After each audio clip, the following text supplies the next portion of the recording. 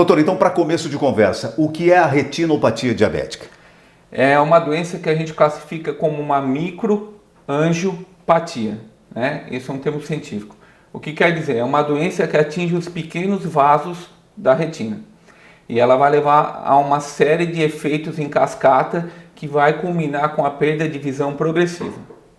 Agora, doutor, qual é a causa da retinopatia diabética?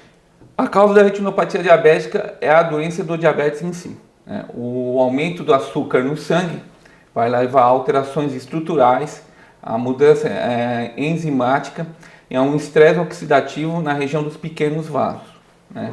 Se o paciente tiver outras comorbidades, a gente sabe que essa doença vai se manifestar mais rápido ou mais agressiva. Por exemplo, a gente sabe que o paciente que é diabético e é associado a uma hipertensão, a um aumento de colesterol, que é a hipercolesterolemia, ao tabagismo, que é um fator de risco e que acelera a doença, a doença vai se manifestar um pouco antes do que deveria, né? Então é uma doença multifatorial. Agora, doutor, quem está predisposto ao problema? Hoje, o que a gente precisa saber? Os pacientes que precisam de screening, né, de rastreamento, né? Pacientes diabéticos tipo 1, eles vão demorar um pouco mais a desenvolver a doença. Digamos que eles têm uma resistência maior, porque são pacientes muito jovens que apresentam, tá? O diabético tipo 1, nós recomendamos um rastreamento de rotina com um oftalmologista ou alguém apto para isso, né? Normalmente, não precisa ser o oftalmologista especialista ou com especialização em retina in vitro, pode ser o oftalmologista geral, que vai identificar alguma alteração e, se ele achar necessário, ele vai pedir exames complementares ou uma avaliação secundária de algum outro colega. Agora, doutor, quais são os diferentes tipos de retinopatia diabética? Na verdade, a classificação da retinopatia diabética, a gente vai classificar a retinopatia diabética não proliferativa, e ela tem alguns estágios, ou em retinopatia diabética proliferativa, que vai ter também os estágios, a proliferativa de baixo risco, de alto risco, e associada às complicações como o descolamento de retina tracional ou glaucoma neovascular. Bem, doutor César, quais são os sintomas? Qual é o sinal mais precoce da retinopatia diabética? O problema é esse, 50% dos pacientes não sabem que tem retinopatia diabética. As fases iniciais da doença não vai gerar uma perda de visão. Ela é assintomática, doutor? Inicialmente, sim. Ela só vai ser descoberta no exame de rotina, normalmente feito pelo oftalmologista. O primeiro sinal que a gente vê quando a gente está fazendo a consulta, a gente faz o exame de refração, exame de óculos, faz a anamnese, estima quanto tempo o paciente tem de diabetes e principalmente pergunta como está o controle metabólico dele, né? O controle metabólico é baseado na hemoglobina glicada, que dá uma ideia de quanto esse paciente está bem controlado ou não, né? As outras comorbidades, como o colesterol alto, a hipertensão, a gente sabe que são fatores de risco que aceleram a doença. Então, na própria entrevista, a gente já sabe se são pacientes de baixo, médio ou alto risco para a doença. Normalmente, a gente procede o exame para ver como o paciente enxerga, a gente faz o exame de grau para ver o óculos, ver a melhor refração e ver se ele vai ter uma perda de visão ou não. Muitos não o têm, né? Então daí a gente parte para o exame de fundoscopia, né? Normalmente, em grande parte das vezes, a gente precisa pingar o colírio que vai dilatar a pupila para a gente poder ter um acesso ao exame de fundo de olho. E, normalmente, quando a gente vê esse paciente sem pingar o colírio, a gente vai ter uma visão do olho do paciente, da pupila, a gente não vai conseguir ver a totalidade do que tem no fundo do olho. A gente vai conseguir ver só o que tem na área central, aqui na região dos 30, 50 graus centrais. Então a gente não vai conseguir acessar a periferia da retina, que é muito importante para o exame. Então uma das coisas que a gente sempre fala nas campanhas, entrevistas, é quando o médico pedir para fazer o exame com a pupila dilatada, para ninguém se assustar. É um exame reversível.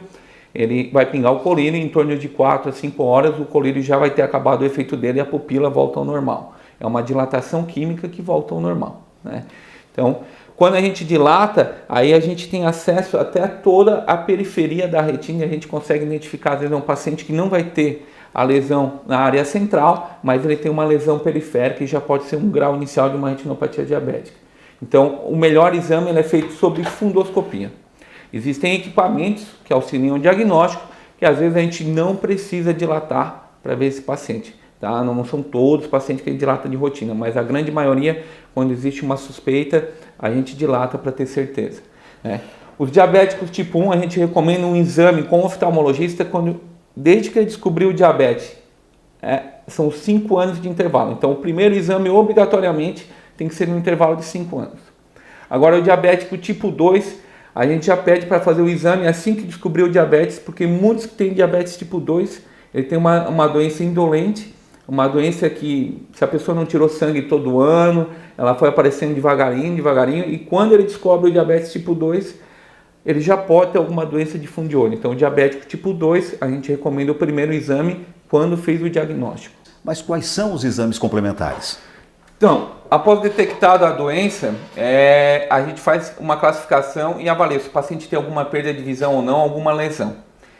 Se a gente identifica alguma lesão, muitas vezes a gente pede exames complementares para documentar o estágio da doença, o estadio da doença, né? Para poder seguir ele futuramente. Porque muitas vezes se a gente não registra, é difícil fazer um exame comparativo e saber se existia aquela lesão naquele ponto ou naquele outro ponto. Então a gente faz os exames. Quais são basicamente? São as retinografias coloridas, autofluorescência, anélitas ou red free que a gente chama. O exame de angiofluorescenografia, que é um exame que a gente chama contrastado. Hoje em dia a gente faz cada vez menos devido às tecnologias que a gente já tem associadas. A gente reserva para avaliar os pacientes que vão precisar muitas vezes de um tratamento com laser. A angiografia é muito importante, né? Então a angiografia é injetado um contraste não iodado, não é a base de iodo. Então muitas vezes o paciente fez uma reação a um contraste iodado quando foi fazer uma tomografia, algum outro exame. Esse contraste ele não é iodado, tá? É a base de um vegetal, que é a fluoresceína, tá? Ele é extraído e ele faz fluorescer quando ele é injetado no vaso sanguíneo.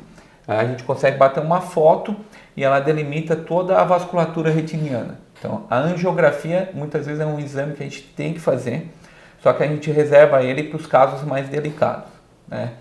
Além da angiografia, a gente tem uma nova tecnologia que foi inventada nos últimos 20 anos e vem melhorando cada vez mais, que a gente chama a tomografia de coerência óptica, que é um feixe infravermelho que faz o rastreamento da retina, né? Então, assim, ele consegue identificar todas as camadas da retina, consegue identificar se existe um aumento de espessura, se existe uma reflectividade alterada, como de uma hemorragia, como de um exudato duro. Ele consegue identificar micro descolamentos de retinas que podem acontecer e principalmente se tem um líquido intrarretiniano, que é o edema macular, que nós vamos falar mais à frente. Agora, doutor, qual a frequência que o problema deve ser investigado? Diabético tipo 1, anualmente após 5 anos. Diabético tipo 2, anualmente desde o diagnóstico. E se diagnosticado algum grau de doença, aí depende a classificação para a gente dizer, precisa uma nova avaliação em 6 meses, em 4 meses, em 8 meses, anualmente. Normalmente a classificação ela nos norteia para isso. Agora, doutor César, quais são as complicações da doença? A principal complicação é baixa de visão progressiva, né? Então, assim, alguns pacientes podem ter uma baixa de visão progressiva e lenta, através do edema macular diabético, e outros, às vezes, vão ter uma baixa de visão súbita, às vezes acordam sem enxergar, que é causado normalmente pelas hemorragias vítreas ou hemorragias pré-retinianas. Doutor, mas me diga uma coisa, como é essa classificação? Então, Agnaldo, a classificação da retinopatia diabética basicamente são em 3 itens. A gente vai classificar ela em retinopatia diabética não proliferativa, que ela pode ter uma forma muito leve, aí depois leve, moderada, severa, muito severa ou pré-proliferativa. Aí depois disso ela já passa para um estágio mais avançado da doença, que é a retinopatia diabética proliferativa, que é uma forma muito agressiva, pode levar à perda de visão muito rápida, em questão de 4 a 6 meses a pessoa perder a visão por uma hemorragia vítrea ou um descolamento de retina ou pelo glaucoma neovascular. Todas essas formas, a não proliferativa em qualquer estágio ou a proliferativa em qualquer estágio, ela pode estar associada ao edema macular, né? Então, assim, vou me perguntar, o que é a mácula? A mácula é a área central da nossa visão. É a área onde está concentrada a maior quantidade de fotorreceptores. Se a gente for lembrar da biologia, que são os cones e os bastonetes. A mácula é onde tem a maior concentração deles, principalmente dos cones, que são a melhor acuidade visual que a gente tem. O edema macular ele pode ser tratado separadamente, por exemplo, das outras formas, né? Um paciente com edema macular, muitas vezes o tratamento dele ele é separado. Separado. Tá? Porque quando a gente fala em tratamento, existem duas formas de a gente tratar basicamente a retinopatia diabética, né? Das formas mais leves, que são com fotocoagulação, ou com o tratamento farmacológico, que são os medicamentos que são introduzidos dentro do olho. E quais são os tratamentos? Então, o tratamento para a retinopatia diabética, eu sempre falo com os pacientes que o melhor tratamento é não ter ela, né? Então, a entrevista e a anamnese, a gente tem que ter um vínculo com o paciente para explicar para ele que aquilo que ele está colhendo hoje não é de hoje, foi alguns anos passados que culminaram com a doença, uma doença que a gente diz cumulativa, né? Eu dou um exemplo para os meus pacientes, é igual um copo d'água, que é aquela brincadeira que a gente faz no estágio de ciência, aquela experiência. A gente vai jogando um pouquinho de sal no copo d'água, ele fica transparente. A gente vai jogando, ele fica transparente, um pouquinho por dia, uma pitadinha por dia, o copo fica sempre transparente. Até que vai chegar um dia, vai soltar uma pitadinha, a água ficou tordada, a água ficou enuviada, né? Muitos pacientes acontecem isso, eles acham, ah não, mas agora eu estou me cuidando, doutor, mas ele passou 10, 15, 20 anos sem cuidado nenhum. Sem cuidado nenhum. Então, assim, se a gente vê que é um paciente que tem um descontrole metabólico através do exame da hemoglobina glicada, essa conversa tem que ser bem feita e a gente tem que remeter ele a um endocrinologista, porque ele precisa ter um controle metabólico de diabetes, de pressão, de colesterol, mudar os hábitos de vida, voltar a ter uma vida mais saudável. Se fuma, se é tabagista, suspender o vício, suspender o tabagismo. Então, muitas vezes a gente investe mais tempo conversando do que às vezes falando sobre o tratamento direto, né? Então, com a classificação da doença, fez o diagnóstico, fez os exames complementares, foi averiguada a classificação da doença, a gente vai partir para as intervenções. Muitas vezes a doença não precisa de intervenção, tá?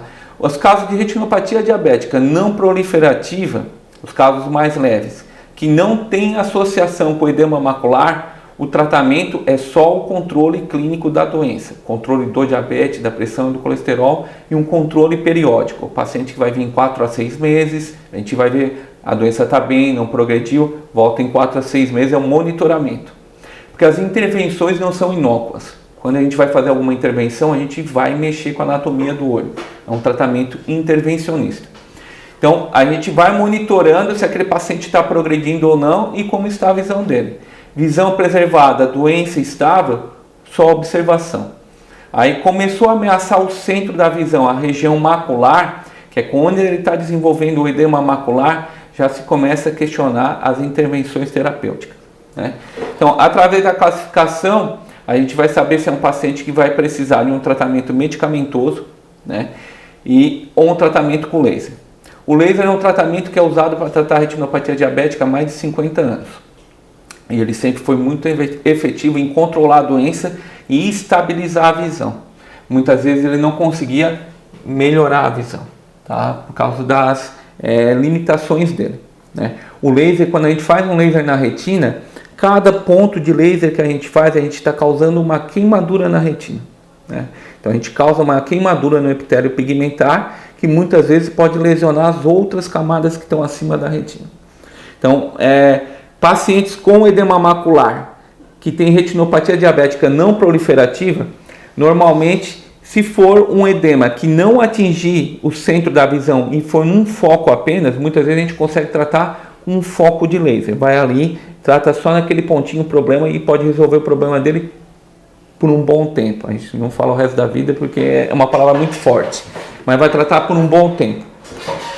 Se o edema dele atingir o centro da visão, que é a mácula, normalmente hoje em dia a gente não entra mais com laser na mácula. Por quê? O laser ele causa uma queimadura térmica e muitos pacientes que recebem laser na mácula às vezes ficam reclamando de pequenos escotomas. Às vezes ele está olhando num ponto e ele vê pequenos pontinhos, um escotoma em volta, né? Porque a gente entrou próximo da área central da visão. Então hoje em dia, Quando o edema atinge o centro da visão, a indicação é o tratamento farmacológico, né? O tratamento farmacológico revolucionou o tratamento do edema macular, né? O que temos de medicamentos para isso? A gente tem as drogas chamadas anti-angiogênicas, que vamos ter nessas aí as mais usadas hoje em dia é o ranibizumab, o bevacizumab e o aflibercept. Essa última é praticamente a mais recente que estava autorizada a ser usada no Brasil. Hoje em dia está chegando uma nova droga, já recebeu autorização pela Anvisa, provavelmente vai receber comercialização a partir de outubro, novembro, que é o faricizumab, é uma outra droga, então, mais moderna, que promete esse tratamento ser feito a cada 3, 4 meses e não a cada 1, 2 meses como é feito hoje, né? Então, o edema macular ele vai ser tratado hoje com medicamento. Doutor César, e a questão do laser, como é feito? Então, no edema macular diabético, após um ciclo de 5 a 6 injeções, se existe um foco isolado que precisa de tratamento, normalmente a gente associa um laser de baixa intensidade para isolar aquele foco de vazamento. Isso pode fazer que essas injeções sejam feitas cada vez menos, em vez de cada 2, 3 meses, a cada 4, 6 meses, dependendo da reação do paciente. O outro uso do laser a gente usa para retinopatia diabética proliferativa de alto risco. Quando é formado neovasos. Quando o paciente chega nesse estágio, ele chegou num estágio muito grave da doença. Então tem que ser associado ao tratamento que a gente chama panfotocoagulação. O que é isso? É feito um laser em quase toda a extensão da retina, poupando apenas o centro dela. Depois a gente pode ilustrar isso se a gente tiver tempo para isso. Então, assim, normalmente esse tratamento é feito em 3 a 4 sessões de laser, é um tratamento extenso, ele costuma causar um pouco de dor durante o tratamento e por isso muitos pacientes às vezes fogem dele. A gente sempre orienta, não desista do laser, não deixe de fazer o laser, porque pacientes que chegaram com essa indicação da panfotocoagulação são pacientes que necessitam desse laser porque é o que vai preservar a visão dele por muito tempo. Tá? Muitas vezes as injeções por si só elas não conseguem segurar algumas formas da doença. Então quando a gente pede para fazer o laser é porque a gente está achando que tem que ser associado ao tratamento para preservar essa visão. Mesmo com o laser, alguns pacientes vão continuar a ter a doença progredindo, porque não foi suficiente, é uma doença muito grave, muito agressiva. Então são pacientes que são candidatos às cirurgias vitreoretinianas. Então a gente indica fazer a cirurgia de vitrectomia. Por que acontece isso? Porque alguns desses pacientes que têm a retinopatia proliferativa têm vasos anormais que sangram para dentro do olho e provocam hemorragias que a pessoa perde a visão da noite para o dia. Eles chegam aqui, doutor, estava enxergando hoje, parei de enxergar. A gente chega aqui e vai examinar o olho dele, que era para ser transparente, a parte do gel vítreo, é um gel que está todo cheio de sangue. É como se jogasse sangue num copo d'água e ficasse tudo opaco. Então, esse paciente perde a visão porque teve uma hemorragia dentro do olho.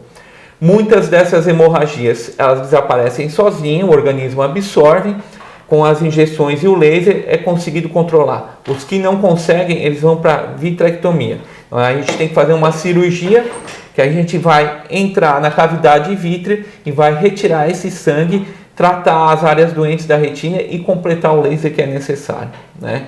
Alguns outros pacientes, a gente fez tudo isso, ainda não controlou, eles evoluem com o descolamento de retina tracional, que é o descolamento típico do diabético. Aí quando a retina descola, ela perde a função dela, porque ela perde o contato da onde ela precisa. E muitas vezes são pacientes que vão precisar de cirurgias para liberar esse descolamento, são cirurgias muito delicadas, né?